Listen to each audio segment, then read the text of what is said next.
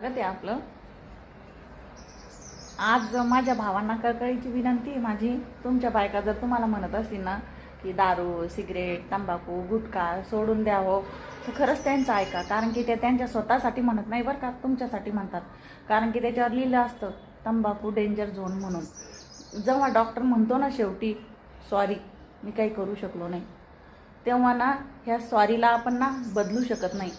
जेव्हा आपल्यावर शेवटची वेळ येते ना, आपल्याला काही आजार होतो काही होतो, डॉक्टर विचारतात तुम्ही दारू पिता का हो, तुम्हाला काही व्यसन आहे का, तेव्हा तर होच म्हणावं लागतं ते. कारण की रिपोर्टमध्ये सगळं कळतं.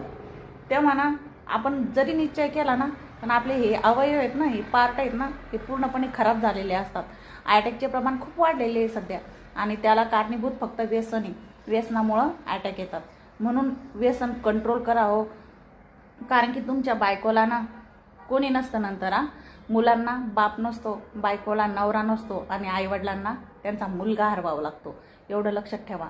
म्हणून तुमची बायको जेव्हा म्हणेन ना अहो व्यसन करू नका हो, तर तिचं नाही, थोडंफार तर ऐका, कंट्रोल करा व्यसनाला. कारण की अटॅक हे फक्त व्यसनामुळे येतात. काही काही अनुवांशिकतेपणामुळं पण येतात, पण मग जास्त प्रमाण व्यसनाचं आहे. काय वाटतं तुम्हाला? माझं म्हणणं काय वाटतं कमेंटमध्ये मला नक्की सांगा, आणि व्हिडिओला शेअर करायला विसरू नका. कारण की आपल्यामुळे जर दुसऱ्या